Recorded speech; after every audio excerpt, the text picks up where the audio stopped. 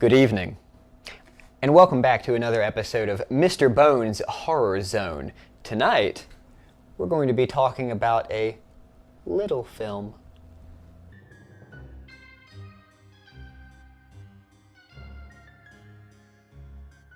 Puppet Master, the Littlest Reich, is a reboot, I guess. It's not really a remake of the original Puppet Master. It's definitely a complete reimagining, only taking the very basic core concept of an evil magic, maybe, puppet master named Andre Toulon, who creates a bunch of little marionettes that come to life and kill a whole bunch of people. The original series done by Full Moon Features, or Full Moon Pictures, or Full Moon Entertainment, they've gone by a couple of things over the years. Ran from 1989 to, I think the most recent one came out in 2017? A long time. It's run for a long time. There were, I believe, 12 films in the original series. Most of them unbelievably bad. A couple of them completely unwatchable.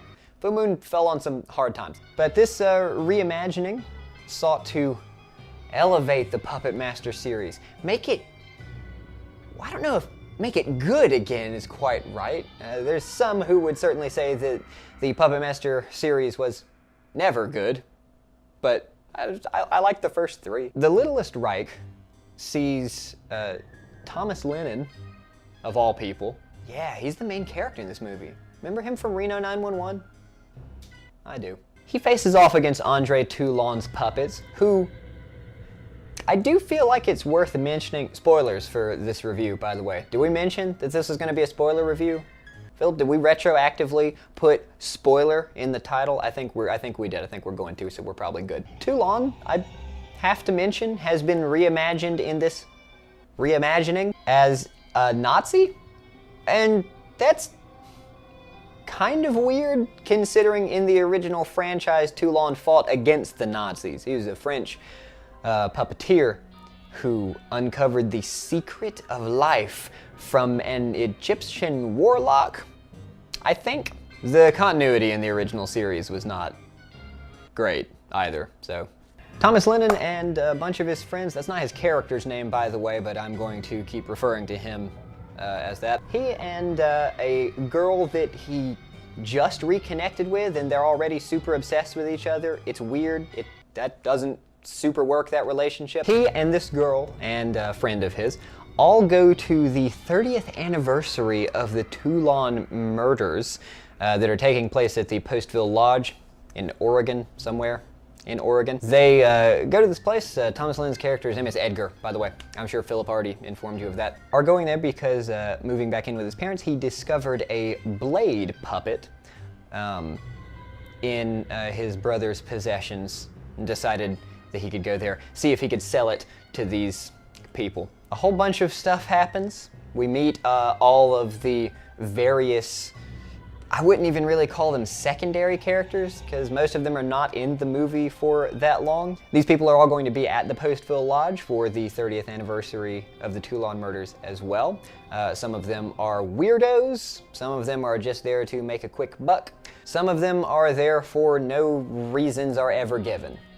They're just there presumably to sell the stuff. Stuff soon goes pretty south when something activates all of the Toulon puppets, and they come to life and start murdering people at the lodge. Edgar pretty quickly figures out that the puppets are specifically targeting people of either Jewish ancestry or the gay people, or because it's Nazi, they're Nazi puppets. So they're killing anybody that's not the Nazi ideal. Edgar and his friend and this girl fight against them, and the end of the movie, they come face to face with a reanimated Andre Toulon himself. And honestly, that's where the movie kind of loses me.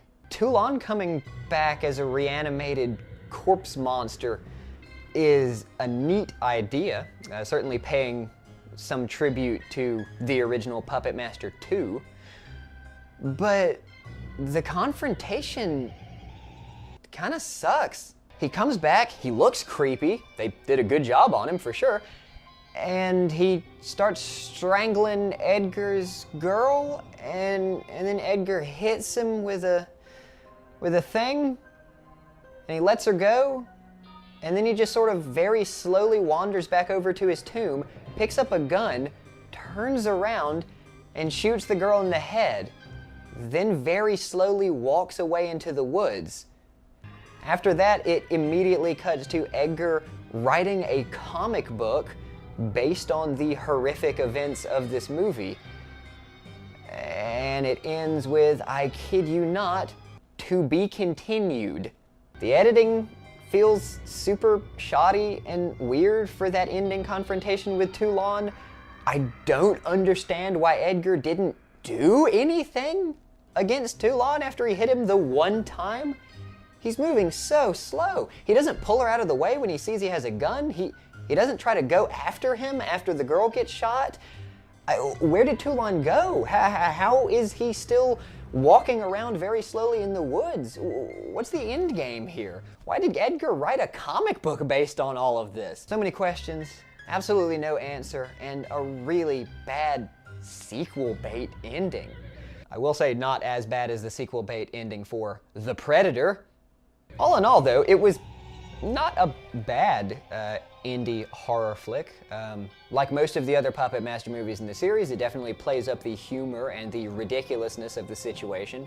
It is the goriest of all of the Puppet Master movies. There's one scene in particular where I was just staring slack-jawed at the screen in disbelief that they actually did that.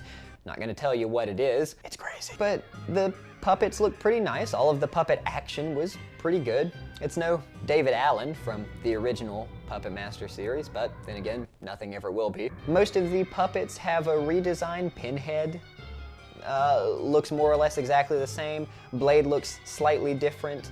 As far as I can tell, there was no Jester or Leech Woman in the movie. See, here's another thing that they do a little bit different. In the original Puppet Master series, all of the puppets are wholly unique. There's only one Blade, period, ever. There's only one Pinhead, ever. In this movie, the puppets seem to have been mass-produced by Toulon. There's a whole bunch of different Blades, each of them a slight variation on the other. Same thing with Pinhead and Torch and the other puppets there. There's one that looks like a praying mantis. There's another one that looks like a frog. And there's one, not a joke, that's a drone. It's a drone. It's a drone with like a face. I feel like that's not actually a puppet. It's a drone. But regardless, all in all, I'd have to say that I did enjoy Puppet Master: The Littlest Reich, except for the ending. As you can probably tell, I think the ending brings it way, way down. Although, a sequel could possibly save it. I mean, if you want to say The Littlest Reich is definitely worth watching if you watch it back to back with its sequel, but as it stands, there's no sequel out yet, and no info on when or if one is ever coming. So, as much as it pains me to say it, I guess out of 5 skulls, I'd have to give this one just 2. Still, better than most of the recent Puppet Master movies that we've gotten, and definitely worth maybe a video on demand rent. It is up to you. All right, that's going to be it for this week. Do the like, comment, and subscribe stuff. It's YouTube, y'all know. Tell me your thoughts and opinions on Puppet Master: Littlest Reich, if you have any. Did you even know this movie existed until you saw this? Let me know. And until next week, when we will be talking about something else spookier, maybe not spookier, maybe spookier, certainly going to be a level of spook, I will see you all then. Goodbye. Goodbye.